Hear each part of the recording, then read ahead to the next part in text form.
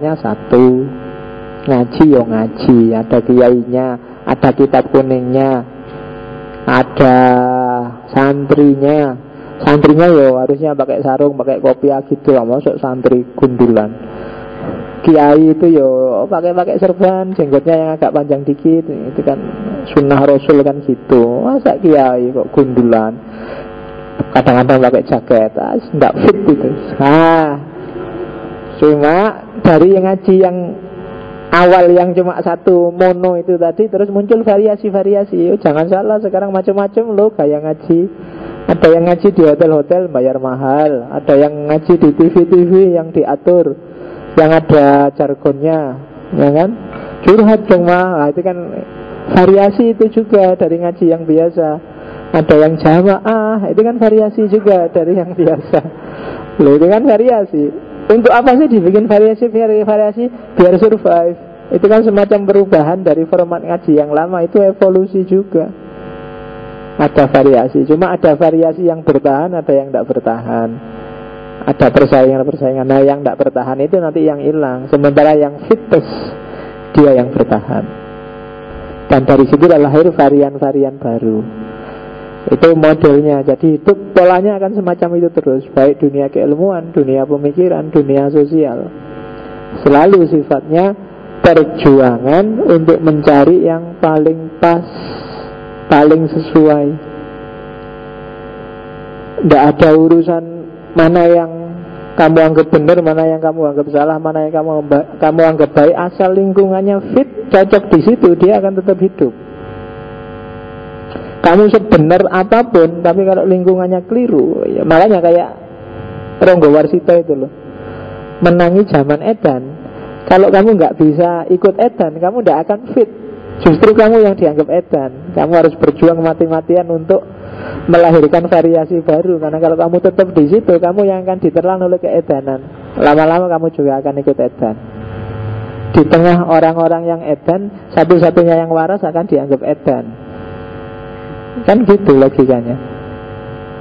Di tengah orang yang setuju filsafat, kalau ada satu aja yang tidak setuju filsafat, dialah yang sesat. Tapi di tengah orang yang tidak setuju filsafat, kalau ada satu aja yang berfilsafat, dialah yang sesat. Itu logika masyarakat gitu. Maka variasi dan perbedaan itu perjuangan untuk hidup. Struggle for the fittest. Nah, apa sih akibatnya evolusi? Ya, yang pertama adaptasi. Adaptasi itu ya perubahan-perubahan. Struktur umumnya sih tetap, tapi ada perubahan-perubahan kecil. Ya kayak tadi loh, tanganmu jadi lebih panjang sebelah. Kenapa? Ya karena dia sangat aktif. Itu kan perubahan-perubahan kecil. Namanya adaptasi. Adaptasi itu bisa struktur, bisa bagian tertentu, bisa variabel tertentu, bahkan bisa prinsip-prinsipnya saja. Yaitu ada gambarnya ikan yang saya lupa namanya. Biasanya kalau bahasa Indonesianya ikan pemarah, tapi gambarnya kayak gitu, kayak ikan piranha itu. Itu kalau kamu digigit itu kayak digergaji rasanya. Itu kan kenapa dia gitu? Ya struggle for the fittest. Semut aja yang kecil, karena dia sering diinjek orang, maka dia menyiapkan senjata gigitan itu kan. Jadi semut pun kalau diinjek lama-lama menggigit, kalau belum mati duluan. Loh iya kan kayak gitu kan, prinsipnya selalu gitu kan. Loh, kalau sudah mati duluan ya gimana bisa gigit. Tapi dia punya senjata. Binatang yang paling lemah sekalipun dia punya senjata. Kadang-kadang dia bisa kamuflase, mengadaptasi dirinya sehingga berubah warna sesuai tempatnya. Kalau kapeknya merah ya lama-lama jadi merah semua. Itu kan diantara bentuk perubahan yang sifatnya adaptif, menyesuaikan dengan kondisi. Itu penting karena orang yang tidak bisa adaptasi, makhluk yang tidak bisa adaptasi, lama-lama dia akan punah. Yang kedua, koevolusi. Koevolusi itu sama-sama berubah tapi bareng musuhnya. Misalnya apa wis, ular sama katak misalnya. Katak punya sistem pertahanan, ular punya racun. Semakin canggih racunnya ular, katak juga semakin canggih sistem pertahanannya. Itu kan perubahan-perubahan ngikuti musuhnya. Loh kok kamu sekarang pegang senjata pisau, saya tak ambil golok. Nah, musuhnya, loh kok sekarang kamu pistol, aku tak bawa senapan. Loh kok kamu bawa senapan, aku tak bawa dinamit. Itu kan berubah sesuai rivalnya. Itu namanya koevolusi. Rivalnya gimana, aku ya harus gitu. Kalau dalam hewan ya biasanya lawan-lawannya. Nyamuk sama apa, binatang apa yang membahayakan nyamuk? Ayo cicak, ya kan, manusia itu kan membahayakan nyamuk itu kan. Loh, nyamuk punya sistem pertahanan sendiri untuk mengganggu manusia. Kadang-kadang nyamuknya di sana, suaranya ngingnya di sini. Itu kan sistem pertahanan. Manusianya gini-gini, nggak ada, balik-balik suaranya masih ada. Wong dia ada di sana. Dia sudah pintar merubah arah suaranya dia. Kayak antibiotik gitu kan. Di virus-virus tertentu, bakteri tertentu dikasih antibiotik. Kalau makainya nggak pas, malah dia mutasi, beradaptasi. Wah, obat kayak gini tuh. Nah, kalau obatnya kayak gini, aku gini aja deh. Jadi lama-lama kebal. Itu namanya adaptasi. Jadi jurusnya sudah diketahui. Kalau kamu kayak gitu, aku kayak gini. Kalau kamu merengek, aku cuek. Kalau kamu merayu, tak anggap gombal. Itu kan sama-sama berevolusi. Gitu. Sama-sama berubah. Oke, itu namanya koevolusi. Perubahan bersama-sama tapi menyesuaikan dengan kondisi yang mengancam dirinya. Kalau manusia kan pinter dia bikin, musuhnya manusia kan banyak, itu makanya dia pinter bikin alat-alat. Untuk melawan nyamuk aja kan ada berapa jenis teknologi itu. Ada raket anti nyamuk, ada obat nyamuk bakar, obat nyamuk cair, ada, itu kan musuhnya banyak. Nyamuknya sendiri mikirnya berkali-kali. Dulu kan cuma ada obat nyamuk bakar. Jadi nyamuknya gampang kan, nunggu aja nempel sebentar, nanti asapnya habis dia datang lagi. Sekarang ganti modelnya semprot 30 jam. Nah, ya dia tidur aja kalau malam, kalau siang baru muncul lagi. Sudah hilang semprotannya. Lalu, nyamuk juga bisa beradaptasi. Mungkin kalian pernah sumpek melawan tikus. Tikus itu diracun sekali kena, tapi besok nggak akan kena lagi dia. Oh, dia melakukan evolusi sendiri. Dia melakukan adaptasi sendiri. Dia koevolusi melawan manusia. Terus kamu bikin lem. Lem dia juga ngerti sudah kalau ada lem itu. Kenapa ya? Ini struggle for the fittest. Dia juga ingin selamat. Dia juga ingin survive. Kamu kasih kucing, kadang-kadang malah kucingnya yang takut, yang lari. Karena tikusnya kan gede itu. Ya. Kadang-kadang tikus juga pintar gertak. Dia sudah lari, gayanya mau lari ke sana, begitu kucingnya datang dia balik, lari ke sini. Oh, itu kan kucing aja ketipu. Itu struggle for the fittest juga. Yang ketiga, kooperasi. Kalau kooperasi itu sama-sama berubah bareng teman. Ya, misalnya pohon sama benalu, misalnya madu yang di bunga sama kupu-kupu. Itu kan kadang-kadang ada adaptasi tapi bareng-bareng, sama-sama membutuhkan. Nah, itu namanya kooperasi. Oke, kalau di Indonesia kooperasi itu bayangannya mesti tempatnya utang, tempatnya. Nah, kooperasi itu kerja bareng untuk yang saling menguntungkan. Terus kadang-kadang juga bisa melahirkan spesies baru, spesiasi. Kamu baca sendiri ya, karena saya tidak ahlinya, tapi jenis-jenis spesiasi itu ada 4. Jadi melahirkan jenis yang sama sekali baru, yang beda dengan sebelumnya. Orang Jawa zaman dulu itu wajahnya natural sekali, oriental, kulitnya coklat. Tapi sekarang kenapa ya kok orang Jawa itu wajahnya banyak yang agak bule-bule gimana gitu. Kenapa bisa begitu? Mungkin karena ada spesies baru, ada adaptasi, ada kooperasi, ada koevolusi terus lebih suka yang kulit putih, sehingga anaknya kemudian kulit putih. Ada adaptasi, ada perubahan. Nah itu spesiasi namanya, lahir spesies baru.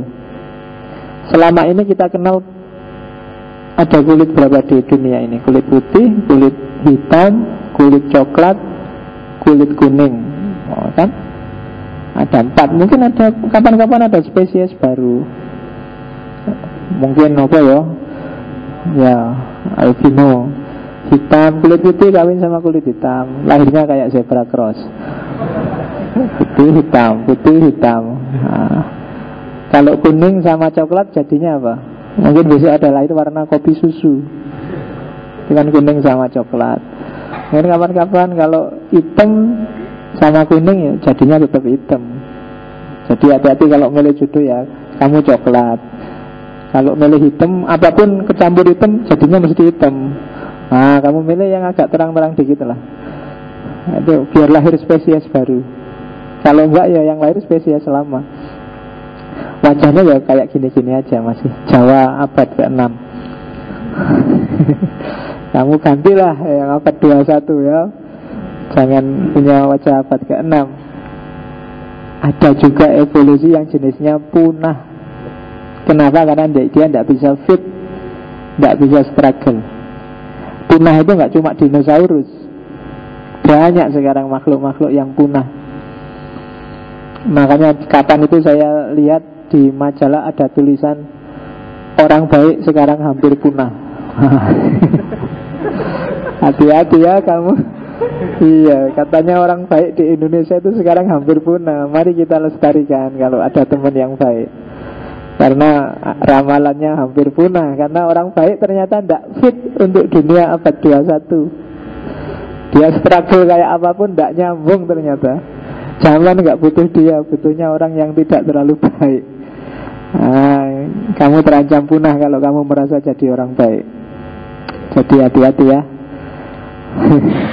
Ini di sini kan kelihatannya baik semua gayanya. Semoga kamu tidak punah. Karena di antara evolusi yang paling mengenaskan itu kepunahan. Tidak ada orang yang mau punah. Kamu pun meskipun sudah pasti setiap orang pada akhirnya mati, tidak ada orang yang saya siap kok Pak mati, nggak ada. Kalau ada yang bilang gitu biasanya yang gaya aja po, retorika itu. Aslinya ya wedi lah mati. Punah itu menakutkan. Setiap orang memimpikan keabadian. Ini agak fitrah karena dalam dirimu ada wa nafakha fihi min ruhi, katanya Allah. Kutiupkan bagian dari diriku padamu. Dan esensi hakikatnya Allah itu kan keabadian. Maka hampir semua orang membayangkan keabadian. Gak ada orang yang Pak mungkin besok saya mati loh ya. Kan mungkin itu. Tapi kamu cita-citanya kan tetap, wah saya 10 tahun lagi pengen gini Pak. Mau mesti gitu. Jangkauanmu mesti ke depan, mesti jauh. Kenapa? Ya itu tidak apa-apa ya. Memang manusia secara fitrah punya ambisi untuk abadi. Makanya di cerita-cerita dongeng itu kan selalu merebut minuman keabadian selalu. Karena memang diam-diam ada hasrat untuk hidup terus. Kamu ngerti lah manusia itu paling 70-80. Tapi kalau kamu umur 80 ditawari masih mau nggak kalau ada bonus sampai 90? Ya mau lah Pak, enggak apa-apa. Ya kalau bisa 100 lah. Sedikit. Karena orang selalu memimpikan keabadian. Itu tasawuf itu. Next time kita ketemu itu. Oke. Maka dari situ bagi saya, pada akhirnya sebelum kita lihat dampak dan sisa-sisanya evolusi Darwin adalah materialisme alam semesta. Jadi kalau kamu setuju evolusi Darwinian, evolusi yang Darwin loh ya, yang dari manusia sumbernya kera, yang setiap makhluk dari yang bersel sederhana sampai yang bersel kompleks kayak manusia, itu semua kan yang dilihat materinya. Batinnya gimana? Itu kan nggak dilihat. Luar.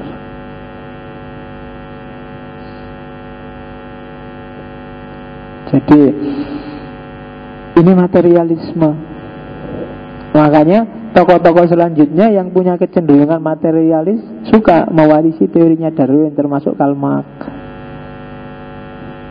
Dasarnya hanya materi. Dan saya bilang, jangan lupa dia termasuk salah satu pilar yang membangun peradaban modern,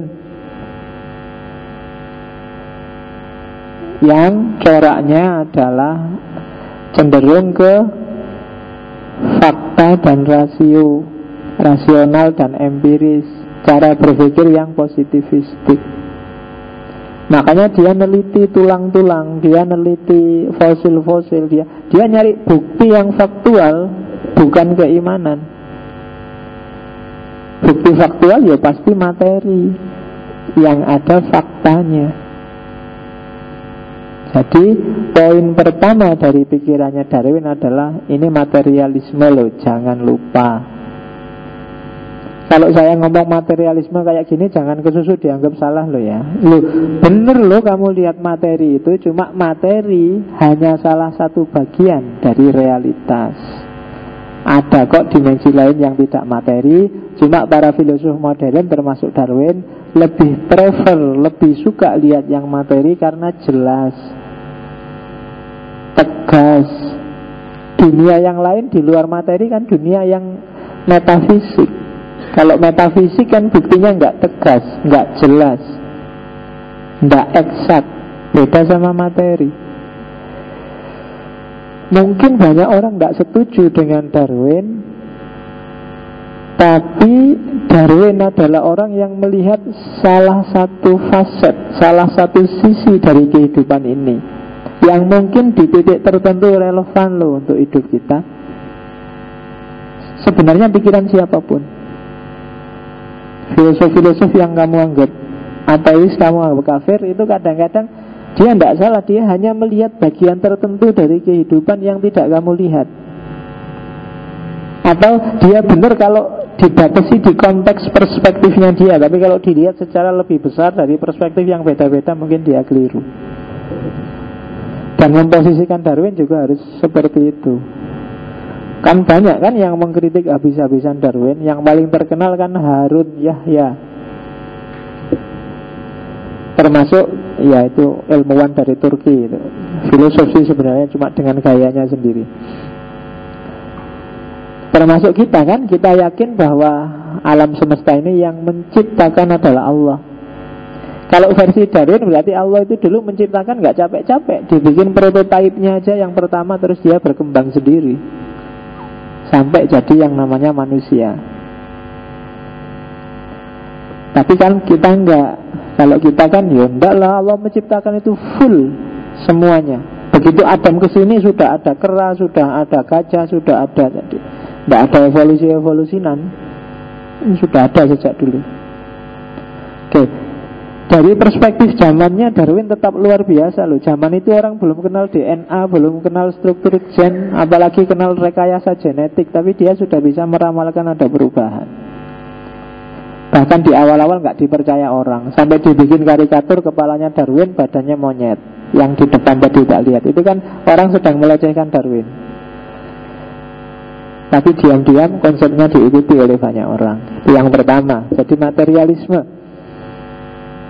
Yang kedua, tidak sekedar materialisme, tapi ada mekanisme alam semesta. Mekanisme alam semesta itu kalau dalam bahasa agama disebut sunnatullah. Jadi evolusi itu adalah bagian dari sunnatullah kalau versi Darwin. Ya itulah hukum alam itu. Jadi tidak mesti harus membuang Tuhan kok. Karena seperti minggu lalu saya jelaskan, hampir semua filosof modern itu ideologi keagamaannya deistik. Jadi Allah menciptakan, setelah itu ditinggal. Allah sudah ada prosesnya sendiri, kayak menciptakan jarum jam. Jadi yang kedua enggak lah, hidup itu mekanis, ada hukumnya sendiri. Tinggal kamu pahami hukum hidup ini seperti apa, termasuk hukum perkembangan yang namanya evolusi. Bahwa struktur materimu, struktur genetikmu itu bisa diwariskan. Ini kalau orang kedokteran pasti ngerti lah. Jangankan yang komposisi, penyakit aja kan diwariskan. Yang bapaknya darah tinggi, anaknya pasti punya bakat darah tinggi. Yang bapaknya diabetes, kan gitu kalau kedokteran. Makanya kamu selalu ditanya riwayat penyakit dan riwayat keluarga yang punya penyakit. Kenapa? Karena memang ada yang bisa diwariskan gitu. Bahkan saya baca buku terjemahan karyanya orang Korea. Jangankan itu ya, sifat murung, sifat ceria itu bisa diwariskan. Jadi misalnya ya, bapakmu dulu nembak cewek terus ditolak, dan tiap hari dia sedih mikir cewek ini, aduh, dan berbayang-bayang terus. Dia tidak cuma ada di hati, tapi lama-lama dia mempengaruhi komposisi genetiknya. Rasa kangen, rasa kecewa, rasa rindu, rasa murung itu nanti akan berpengaruh ke sistem DNA, struktur genetiknya. Dan ini akan diwariskan. Karena bapaknya dulu patah hati, tidak selesai-selesai, anaknya jadinya cenderung murung, tidak ceria. Nah, kalau di sini ada yang tidak ceria, coba ditanya bapak, Pak, dulu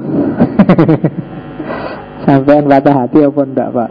Ditolak berapa kali sih, Pak, kok sampai segitunya? Nah, itu kadang-kadang kisahnya berulang. Kalau bapaknya sering ditolak, biasanya anaknya ya gitu. Ini sudah komposisi genetik itu. Kadang-kadang aneh loh, kadang ada orang yang langganan kemalingan.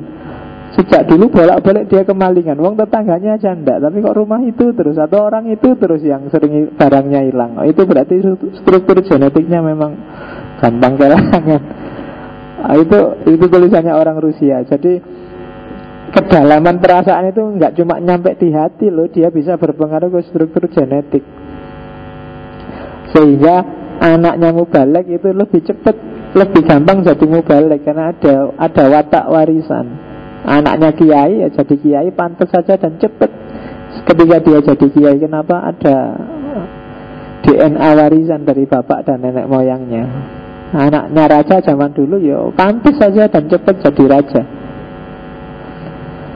Makanya kan ada bakat-bakatan. Kadang-kadang kaya juga kan bakat-bakatan kan. Ada orang loh yang tidak bakat kaya, pakai baju mahal, gatel, sumuk, ya kan. Bisanya pakai baju murah-murah yang tipis-tipis, yang agak kaos-kaos oblong itu. Begitu pakai jas dia sumpek luar biasa. Nggak bisa, Pak, ini berarti kamu nggak bakat kaya. Orang kaya kan pakai gitu. Yang perempuan kan juga gitu kan, pakai emas, gatel, Pak, pakai emas itu tidak bakat kaya berarti. Bakat-bakatan. Oke, itu warisan genetik, struktur. Kenapa? Mekanisme alam. Mekanisme alam seperti itu. Terus yang ketiga, teorinya Darwin menunjukkan lenyapnya intervensi Tuhan, intervensi hal-hal supranatural. Ternyata semuanya ada mekanisme alamnya, bukan karena Tuhan. Ada apapun makhluk di alam semesta ini, ternyata ada pengaturnya. Ada mekanisme ya otomatisnya. Tidak apa-apa, itu bakat mungkin. Tidak. Oke. Jadi hal-hal supernatural tidak akan intervensi. Semua terjadi ya oleh kita dan dari kita sesuai sistem yang ada pada kita. Kamu berdoa seperti apapun, kalau nggak belajar ya nggak akan lulus. Karena sunnatullahnya orang lulus, dia harus belajar. Kamu minta istri, minta pacar kayak gimana pun nggak akan dapat. Wong kamu nggak pernah nembak, nggak pernah pendekatan, nggak pernah, gimana bisa dapat? Karena sunnatullahnya orang untuk dapat itu ya nembaklah. Kalau nggak nembak-nembak ya meskipun tiap hari kamu SMS ya nggak dapat. Nah itu kan sunnatullah. Loh, simple, nggak perlu panjang-panjang mikirnya, ya memang gitu. Kalau ngantuk tidurlah, kalau lapar makanlah, kan gitu hidup ini. Itu sunnatullah. Sudah ada hukumnya. Biar Ya kan kayak islamisasi ilmu itu loh. Kan jadi lucu karena apa? Itu sebenarnya otomatis, nggak perlu disebut Tuhannya juga begitu. Kadang-kadang islamisasi ilmu yang agak kebablasan kan kayak tulisannya orang Pakistan itu kan. Semua makhluk hidup butuh makanan. Makhluk hidup yang seminggu aja nggak dapat makanan maka dia akan mati, insya Allah. Oh itu ya Islam. Cuma ya nggak perlu disebut itunya. Kalau bahasanya Darwin loh enggak, seminggu nggak makan terus mati itu sudah mekanisme alam. Kalau nggak cocok tersingkir itu mekanisme alam. Kamu pingin nggak tersingkir itu nggak bisa karena kamu memang nggak cocok. Kuliah misalnya, ada loh orang yang nggak cocok kuliah itu, nggak bakat kamu kuliah. Kalau disuruh masuk beratnya setengah mati. Masuk 14 kali dia pamitnya 7 kali. Pamit 7 kali, yang 3 kali sakit, yang 4 kali terpaksa masuk karena dimarahi dosennya. Berarti kamu tidak bakat kuliah, tidak fit untuk kuliah, dan kamu akan tersingkir, kamu akan punah kalau nggak struggle untuk menyesuaikan diri. Kamu harus bertahan, berjuang. Aku itu kok males ya, harus berjuang biar kuliahnya rajin. Kalau enggak, pada akhirnya kamu akan punah, kamu akan di DO, kamu akan dikeluarkan. Berarti kamu enggak fit untuk kuliah. Oh, hidup selalu begitu. Yang males akan tersingkirkan. Jadi jangan menunggu intervensi Tuhan. Tuhan tidak intervensi. Intervensinya Tuhan itu di alam, di awal. Dia sudah ngasih di awal. Nih hukum hidup itu kayak gini, jalanin aja. Yang syariah kayak gini, yang tentang alam semesta kayak gini, patuhi itu, selesai. Besok aku tinggal notal yang bagus-bagus mana, yang jelek-jelek mana. Nah, itu deisme. Lu kan bisa berdoa Pak, enggak. Doa itu enggak berguna, itu untuk meyakinkan hatimu saja. Kalau versi deistik, ini untuk menegaskan hatimu saja. Itu kalau versi deistik. Dan teorinya Darwin ini ya jelas merupakan tantangan yang luar biasa pada agama. Makanya hampir semua agamawan, ndak Islam, ndak Kristen, mati-matian membantah Darwin. Janganlah. Masa kita evolusi, kan kita yakin bahwa Allah itu yang menciptakan. Selalu begitu kita. Nah, ini tantangan, tapi bisa nggak kamu jawab Darwin? Ada banyak yang sudah jawab teori-teorinya Darwin satu demi satu. Tapi ya sampai detik ini masih belum sampai pada derajat yang bisa meruntuhkan teorinya Darwin.